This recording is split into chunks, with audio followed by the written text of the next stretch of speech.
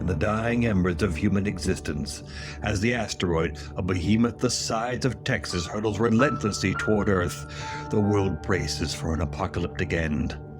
Deep beneath the bunker, a refuge plunges into the bowels of the Earth.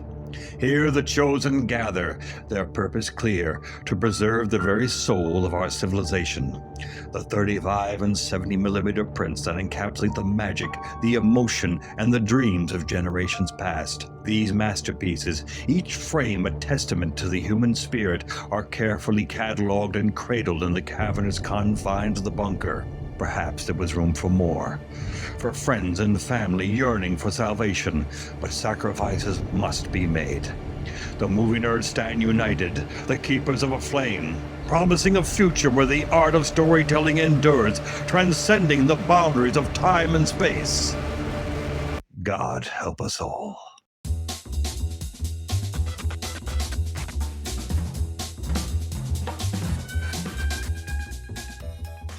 Welcome to Back to the Framerate, part of the Weston Media Podcast Network.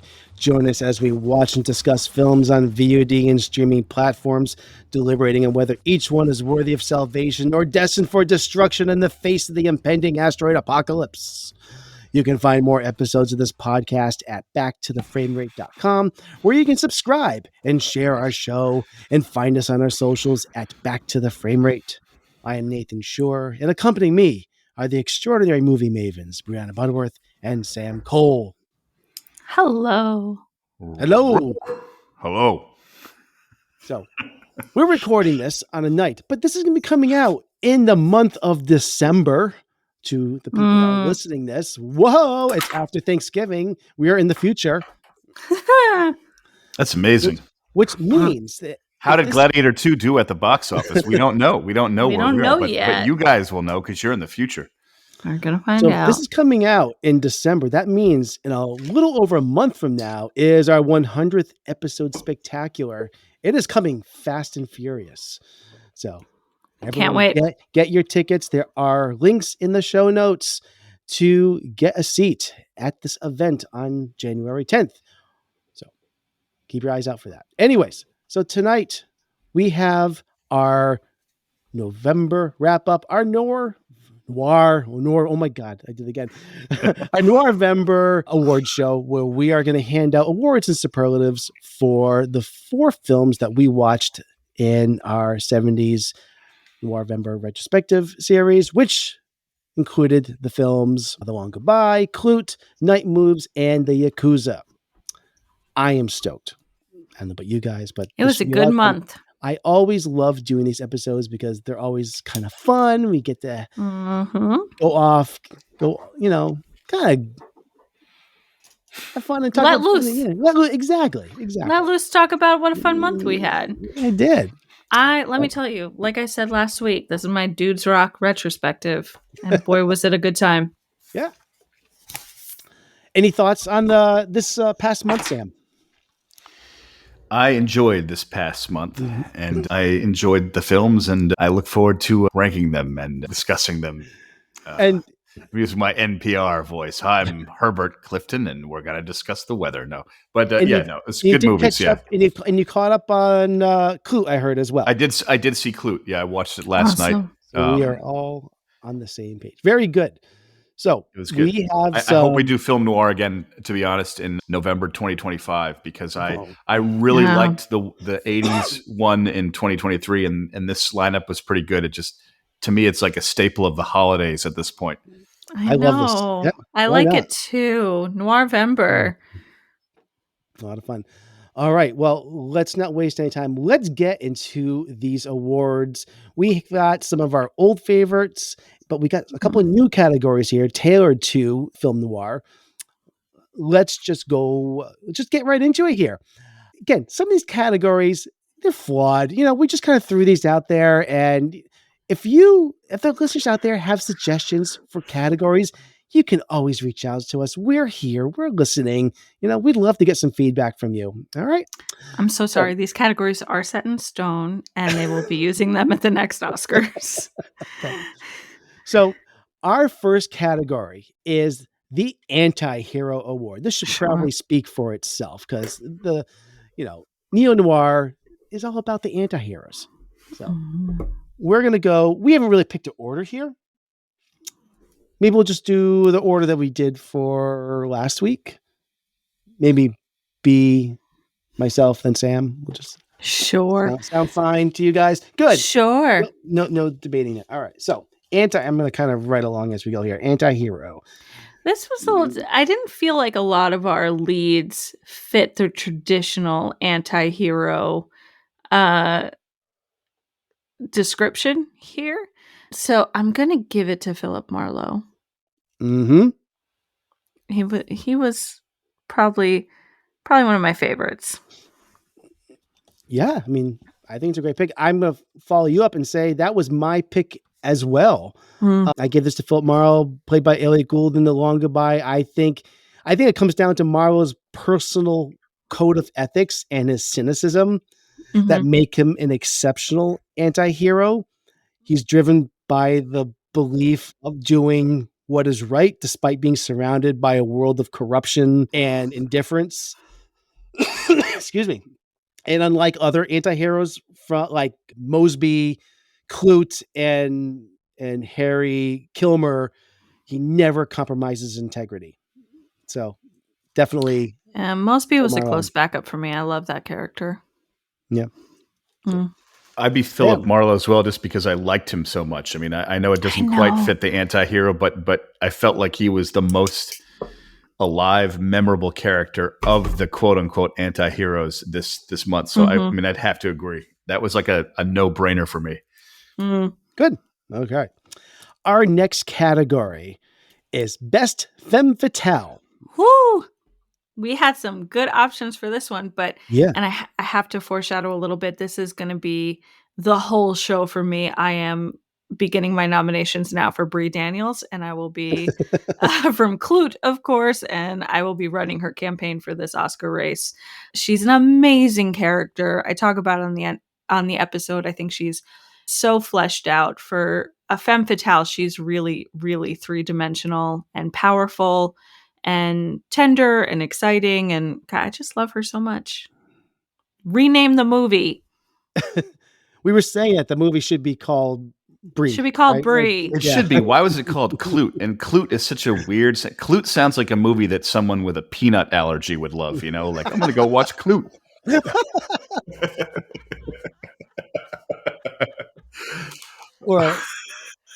Or it could be a disease. Like I got the Klute. No, exactly. It sounds like I actually was not looking forward to watching the film because of the title. I thought, oh God, and then I really liked it, but we'll get there. Yeah. Oh man. For me, I'm going a different direction though. For me, I'm giving this award to Jennifer Warren as the character of Paula. She's great. In Night Moves. I think of all the characters that fall under the umbrella of femme fatale in the series, she's the one that is the most morally ambiguous and layered. I think it's alluded to all that.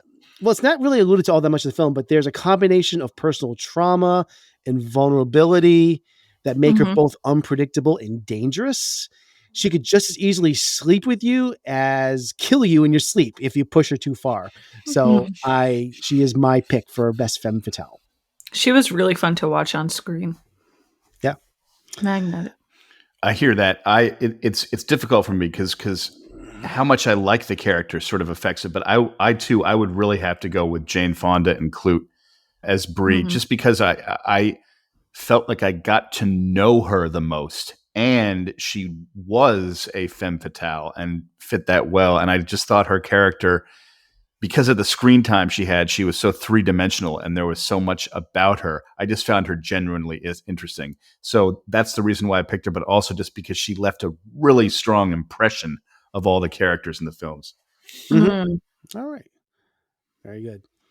All right. Next category, one that we've had for our second month in a row now, is best death or kill. So there is a couple for me in here. We should have worst death or kill, because that's what I could think of some of those. But yeah. Interpret it any way you want. Yeah. I believe or the most memorable. Most shocking. So there's a lot of good kills in here, but for me, the shocking, like the that kind of kill is the end of The Long Goodbye, which I don't want to spoil it if folks haven't seen it, but there's only a couple moments of really shocking violence in that movie, and they really do come as such surprises that it just really amplifies how graphic it is. Well, I'm putting at the top of this episode, spoilers be damned. We are spoiling all 4 of these movies. All right. This is an award show. It's impossible to give out awards without spoiling That's these 4 true. movies.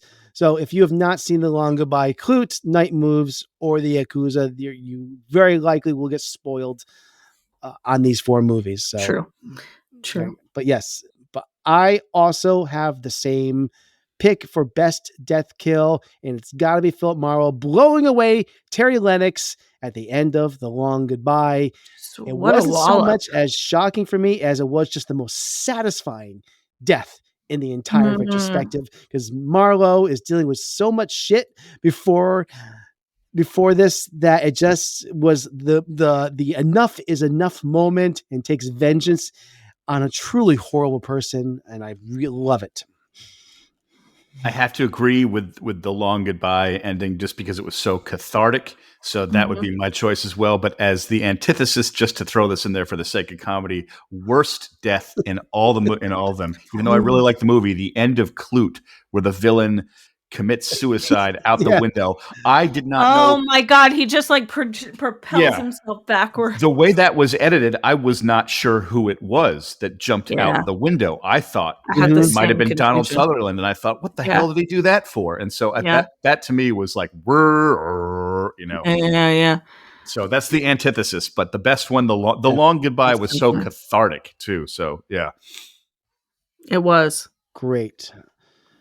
All right, next is the Scene Stealer Award. You know, this is an award that celebrates a magnetic character who, with just a few moments of on-screen, grabs the spotlight with an unforgettable performance. So, what is your pick, B? Paula from Night Moves.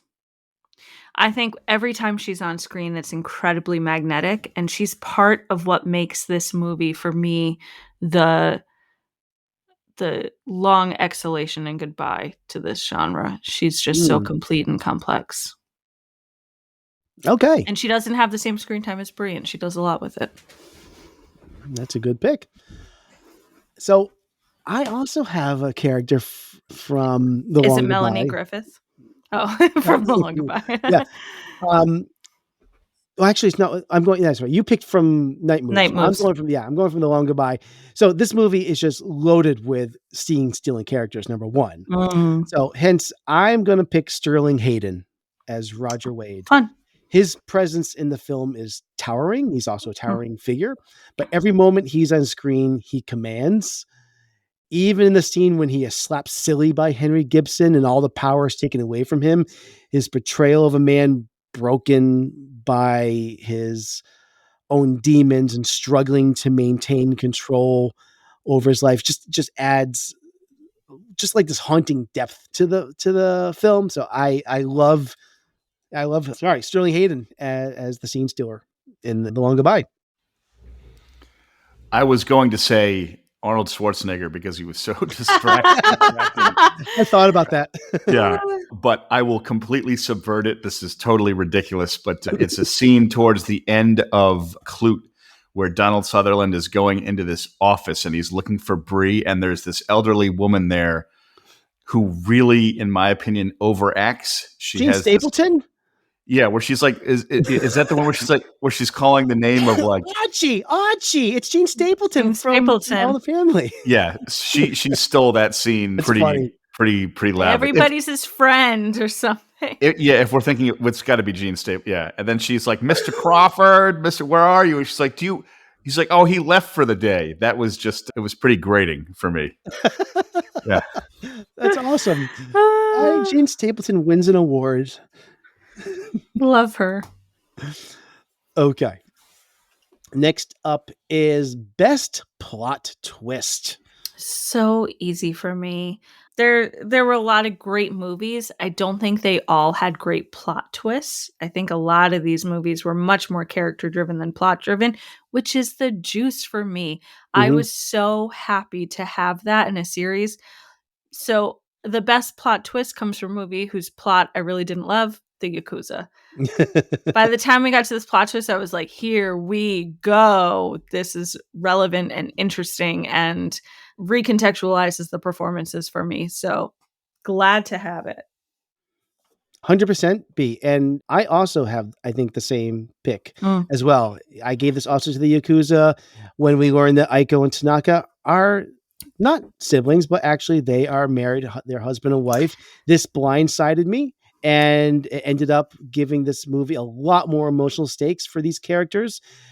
So I really love this. And yes, it raised the bar on this movie a lot for me. So 100%. This was my favorite plot twist of this series. Can we talk about how they just really pulled a for real Jack White? Oh. I did not make that. Yeah. Okay. Wow. Yeah, they did. Yes, they did. Wow. That's funny. So though it was a more kind of on the nose plot twist, and you knew it was going somewhere just for the visuals alone. I did like the submerged seaplane in Night Moves. Yes. I thought that was clever. Obviously it was a plant and a payoff. You knew something was coming, so it was not a huge surprise, but I thought it was a solid plot twist, and the visuals are kind of what sold me on it. Yeah, it's really stunning. All right, so we've got a new category here, and it's called Lighting to Die For Award. This is award to a film that made the best use of shadows and contrast or atmosphere. It's, best cinematography. Oh, yeah, I know. Call it as well. Hands down, I know, yeah. Okay, so B. Well, I guess I don't know as definitively as Sam. This one's hard. Best use of lighting and shadows, I think Klute to me sang is the most noir that we watched, and I was like, this is so great. Camera work and interesting lighting, the long goodbye looking like everything is behind a pair of sunglasses, I just loved, and was more of the essential character to the film than the lighting is in Klute, I think. But I think I just liked Klute for that classic noir feel. So I'm going to go with that one. All right. I'm giving this award to Klute and as well, and the cinematographer Gordon Willis, because not only the overall, I think the best cinematography, but also had the most style in its presentation. Yeah. For the sequence alone, when Bree Daniels approaches Goldfarb in his office, it deserves the award for me. I mentioned that in the episode. The contrasts of light and shadow in that scene is incredible. I think so too. So Klute is my award winner. Him just sitting in the dark. Ugh.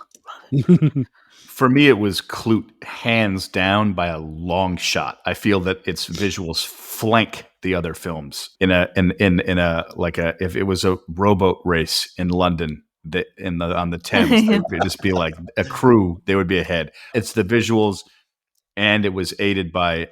Is it Alan J? Is pronounce it Pakula? His last name, the director, it's his direction in that cinematography. Gordon Willis's cinematography, I thought, was just like top notch. It's so really 100%. Yes. Yep. All right. Next up, another new category: Best Line Delivered Like a Dagger Award for the most cutting or memorable piece of dialogue. And I have to go first with this, huh? Yeah, it's okay with me. No, that is not. I didn't find too many of those lines, to be honest with you, that just sort of slice through, but I did find a lot of heartbreaking lines in these movies. So one thing I loved is when Bree first meets Klute, and she's sort of still figuring him out, and so she has her sharpest edges at this point in the movie. She's all defense, she's elbows up, and Klute is in her apartment for the first time after that weird little interrogation, and I wrote it down here. She says, "What's in your bag, Klute? What do you like? Are you a talker, a button freak? Maybe you like to get your chest walked on with high-heeled shoes?" That whole monologue where she's accusing him of being a hypocritical pervert is, I think, wonderful. I like that. All right. So for me, it's a line of dialogue that I actually brought up when we did our Night Moves episode. It's 2 words. There is. And it's when Harry Mosby responds to Tom Iverson when he reveals that he's been getting a little too foolish with a 16-year-old deli and says there ought to be a law. And And Harry Mosby says, well, there is. And I just Mhm. love that line so much. So that is So good. from Night Moves. You beat me to it, Nathan. That was definitely mine because I said the line at the same time that he did in the movie. I was like, Yes. "There is, idiot," and then he said, "I was like, hey, the character. I relate to them." Yeah, so Yeah. I know. it was a It good makes you one. wonder Yeah. if the whole audience stood up in the theater. It was You're like, like, there is. Next category is the Wingman Wingwoman Award. What character would you want to be your wing on a date? My wing person is obviously Brie Daniels. I told you I will be campaigning for her hard, but seriously, what better woman to take out on a bar on a night where I'm trying to catch a date? She would know all the hot tips. So Brie Daniels. Hell yes. Sure, why not? This was hard for me because there wasn't Because everyone in these movies are bad. Yeah, there are. Well, first of all, there's like nobody from Night Moves that is redeemable. Number one, so, and then I think, there really weren't that many options for me, but this is going to seem like an odd pick, perhaps, but I did pick somebody from the Yakuza. I am taking Dusty. That's such a bad choice. I think his loyalty and his brashness could provide some entertaining moments. No woman alive is going to approach you at the bar with Dusty. I think he'd be good at breaking the ice, You could have had Ken Tanaka. God, he's although the sense of obligation he felt for doing this favor I was about to say that. Well, anyways, I thought for a moment about Philip Marlowe, but I get the sense that he hasn't showered in weeks, so that's a deal breaker. No. So it was so hard finding somebody. I would take any one of his topless neighbors over Dusty. Topless neighbors. Yeah, Philip Marlowe. He just had all those topless neighbors. I did not think about his neighbors. I thought of like somebody that was above the line in the cast. I don't know. Nah. All right. But good. Nah. That probably would have been better. Sure. So I'm going with the comedic route on this, but I would definitely take the drunk guy from The Long Goodbye, the alcoholic guy that drowns in the ocean, because by comparison, Sterling Hayden. Yeah. By comparison, my date would look amazing. I would look amazing, and this guy would look like a jerk. And so, yeah, that's why I would he'd be my wingman, so he could be cannon fodder. Okay. Oh my god. Can't go wrong, I guess. All right. All right. Next one is our Fallout Shelter Award. What character? Is it even a question? It's Brie. I just want to mention that it's awarded to a character you would invite into our Fallout Shelter, to help be a leader for the future generations. Even though the text here says help repopulate the earth. Help repopulate the earth. Again, this is not a hard quiz for me. It's Brie Daniels. She's an incredible character. More Jane Fonda. Bring back Grace and Frankie. There's only so much I can say about this. This was a kind of a difficult decision for me. Yeah, I could easily say Brie Daniels, but I'm not going to go toward that. I'm thinking about this because for me, it comes down to survival instincts, physical resilience, leadership skills, and wisdom. So Sterling Hayden. Therefore, I'm bringing Ken Tanaka into the Fallout Shelter. And I admit he doesn't check off some boxes. As a companion in our tiny shelter, I think he's not going to contribute much to game night. He'll probably be a big mood killer. He'll probably attempt to put in place some honor code that might be difficult to adhere to. And then there's the pinky cutting habit. So I don't know, but I think he'll be good for the future of mankind.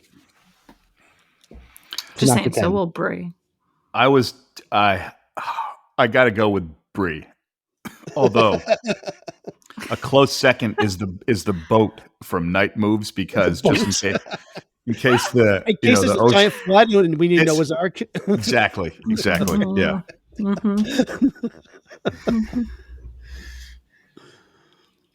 We went about this in different ways. Okay.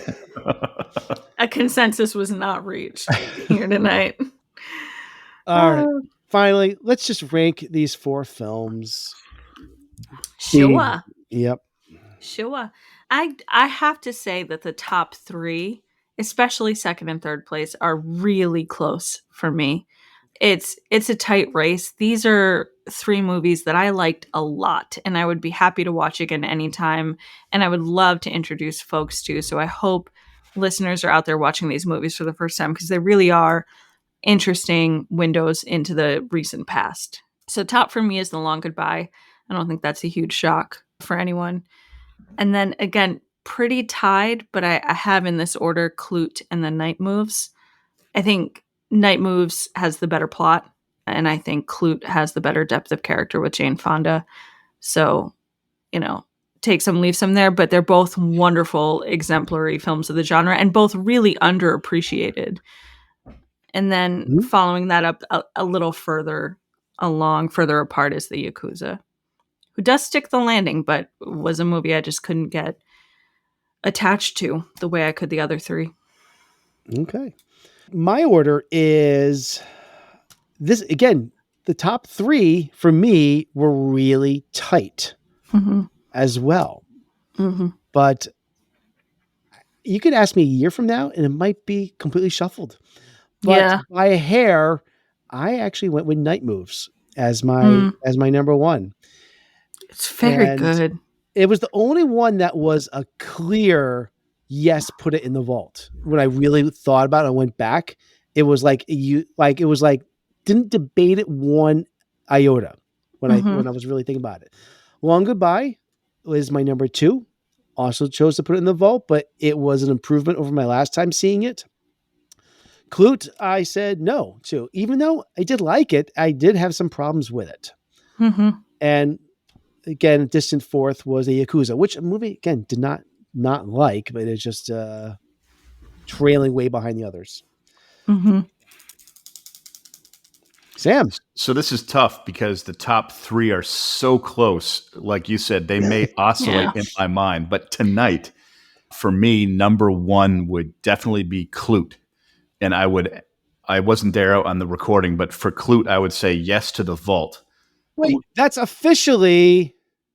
That's the tiebreaker, it's Sam. Oh, fuck. Wow. How about that? Nice. Klute is in. That's awesome. Great. I forgot about that. And so Klute was my number 1.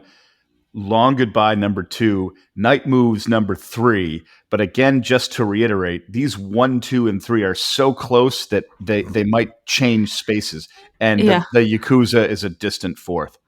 I think Klute is also fresh in my mind just because it really surprised me. I watched it and I was not expecting. I liked the directing a lot, and that got me into it immediately.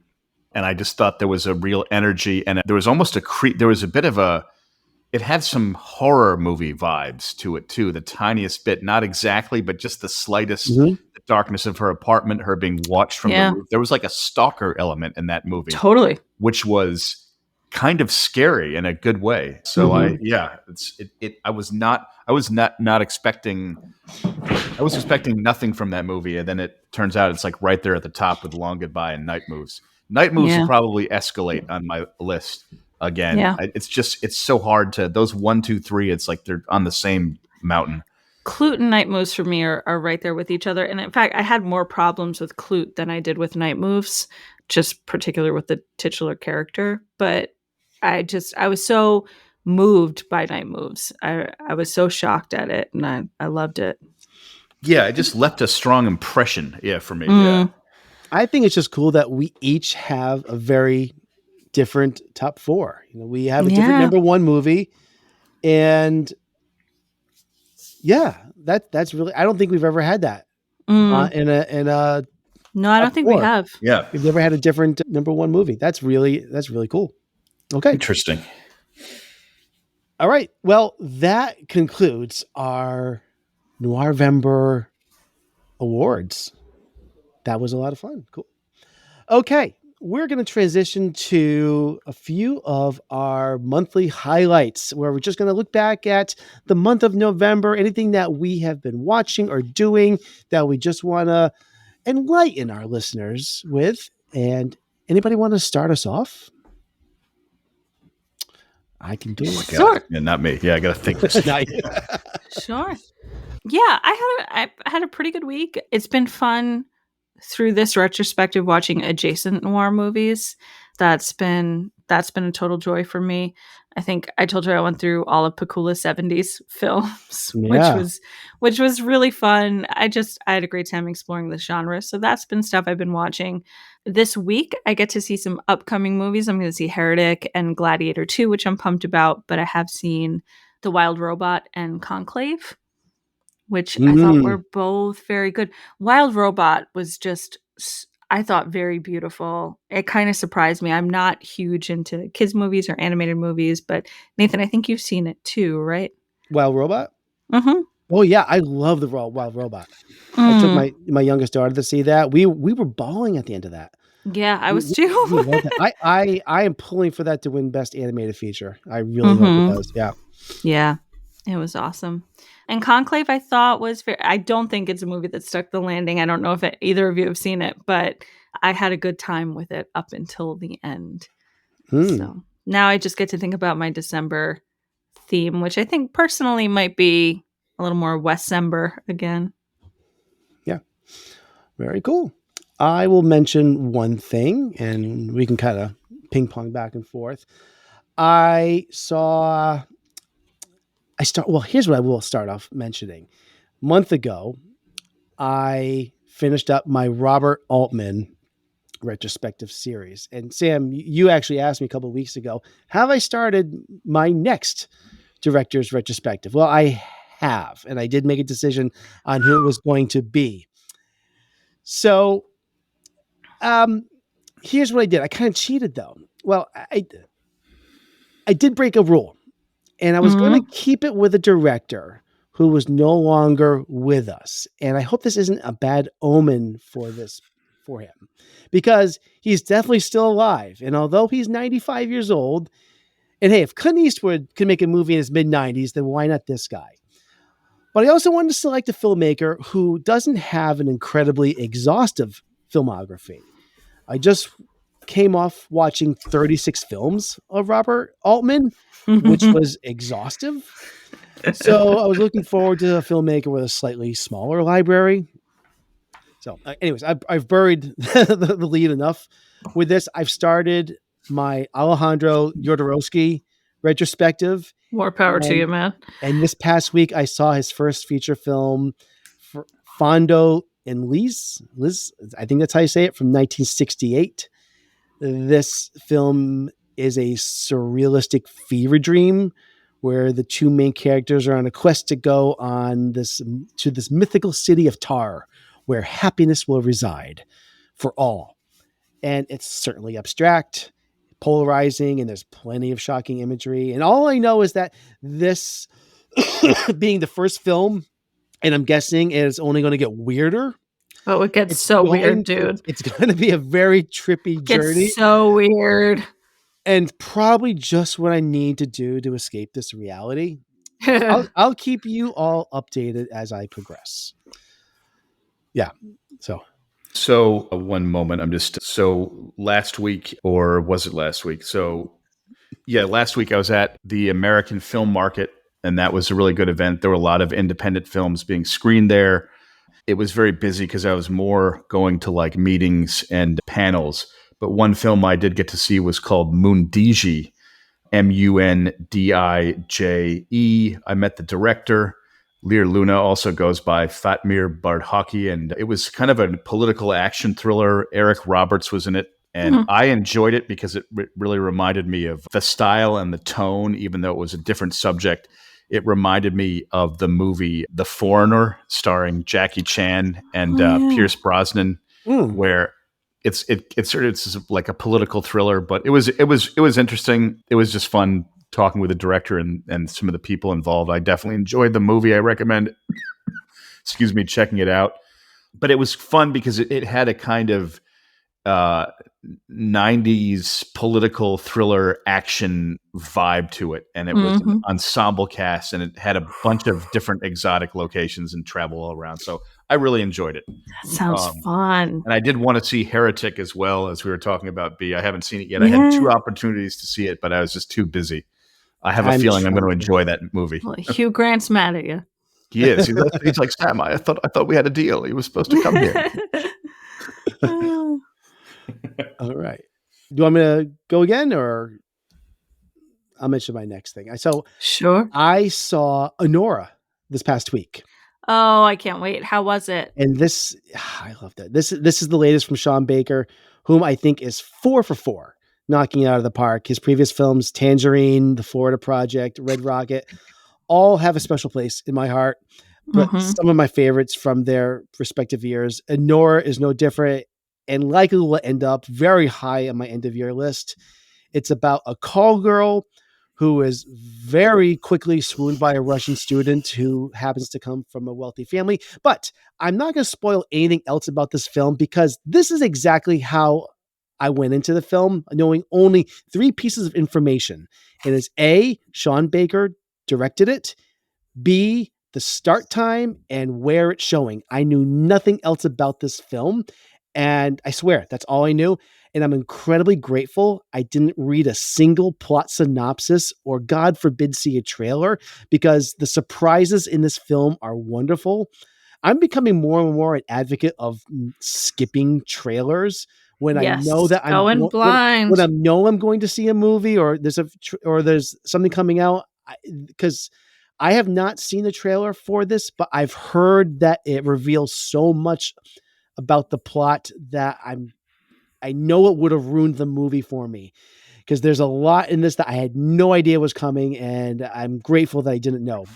Mikey Madison, I think it's Mikey Madison, gives an Oscar-worthy performance, as does my other favorite performance is Vache Tovmassian. I know I butchered his name. He is also great turn in a supporting role as a character named Toros. I loved this movie, but somehow, as much as I loved it, the final 10 seconds of this movie actually made it even better. That's the Sean Baker touch. So this, you're in the hands of a brilliant filmmaker when something like that happens. He does it again. This is a great film. Yeah, I have to agree. I'm a fan of his as well. I can't wait to watch that. Yeah. Anyone else have something to mention? I just trauma dumped mine up front. Okay. Sam, anything else? No, I've been so busy with I mean, I haven't seen any films. I've been in tons of meetings. I had a great meeting with the West Virginia Film Commission and their sort of tax rate incentives on low budget productions. All my stuff is all business stuff. I have not caught up, aside from what we've watched. I have not had the chance to see any film. Oh, wait a minute. Oh my God. I'm an idiot. Oh my God. All right. Well, we know. I did see, that's funny. I'm going to give a moment of silence how to take that. Don't. Anyway, January 10th will be my final appearance on this podcast. It's going to be my big swan song. But yes, I can't believe it. My brain is so dead. I thought it was excellent. I was at the Paramount premiere for September 5th, the film about the 1972 Munich Olympics told from the ABC News's perspective. That was amazing. Sean Penn was there. He produced the film, and so he introduced it. I thought it was a taut, suspenseful, well-done docudrama thriller, a really kind of like being there feel. I don't think it reinvented any kind of wheel, but I thought it was so well done and so realistic. I didn't feel like I was watching a movie with actors about the 70s. It felt like a window into 1972. Oh, wow. That was amazing.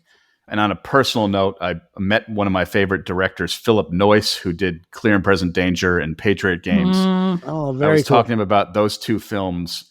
Love and Patriot Games. I can't quite imitate he's Australian, so his accent is sort of hard to pinpoint as formal. But when we were talking about the 2 movies, I asked him which one he liked better. And his response was, well, Clear and Present Danger is the better film, I think, which I agree. I like them both. So that was a lot of fun. And that movie did leave an impression. I so much going through my head that I did remember that movie and I highly enjoyed it. It was just such an event that I forgot to, it's like, oh, of course that counts as a film because it's a film. Duh. That's very cool, Sam. Yeah. That's awesome. I'm just going to mention the last thing I have on my list here. I'm cleaning up a bit of my Halloween horror watching. So I caught up with Tarot, which came out, I think, in May. Yeah. It's now on streaming on Netflix. This Nathan, and you're asking, do you hate yourself? This was an absolutely run-of-the-mill PG-13 horror movie, which is very much void of real scares or violence. But it did muster nearly $50 million worldwide at the box office on an $8 million budget. So I guess it was a success, which means we'll probably be getting more of them. It's trying to dovetail off the success of spooky board games like Ouija. and I don't know what else, but which got me thinking that it's probably just a matter. It's probably just I was about to say probably just a matter of time before we get more movies based on board games or other scary games like that. So I want to pitch to people out there, and maybe if there's listeners out there, don't steal these ideas. But this is what I think the future of cinema is going to be. So we're going to have a movie called Hide and Seek. It's going to be a group of friends who play high stakes version of hide and seek in an abandoned mansion, only to discover that one of them isn't hiding, they're hunting. As the game progresses, supernatural forces manipulate the rules, turning the hunted into hunters. We're also going to have a movie called Twister, and it's a party game that turns into a night of terror when the mat comes alive, tangling players in their grotesque positions and testing their flexibility to survive. And then my favorite, of course, is the movie Operation. Oh, God. A medical horror film where participants in the game of Operation must perform real-life surgeries on themselves or others. Like Saw. When even the mistakes, trigger gruesome consequences. So I love this. Or even the best one of all, The Game of Life. And I had a really elaborate description for this horror film, but then I realized you could just turn on the news. That is the show tonight, everyone. All right. Thanks for tuning in. See you January 10th. Yes. And to confirm, I will not be leaving the show after January 10th. That was a joke. I will be staying. And I'm sorry, Sam. No. That was a pot shot. It's okay. We're all idiots in the eyes of the Yakuza. It's a mystery of the ages. No, of course, no offense. The real Yakuza I'm being silly the whole time, man. Right? Oh my God. All right. That is the show for this week. Back to the Frame Rate is part of the Western Media Podcast Network. Special thanks to Brian Ellsworth for our show opening. On behalf of all of us, we bid you farewell from the fall shelter. And I'm losing my voice again. If you're enjoying the show, please subscribe and leave us a rating and review on Apple Podcasts, Spotify, or your favorite podcast platform. Find more episodes at backtotheframerate.com and follow us on your social media. With our We're going to get there. Just nice and slow. Deep breaths. Whew. Your support brightens our bunker. Until next time, stay with us and keep hope alive and share our show with your friends. This is the end of our transmission. Back to the Frame Rate, signing off.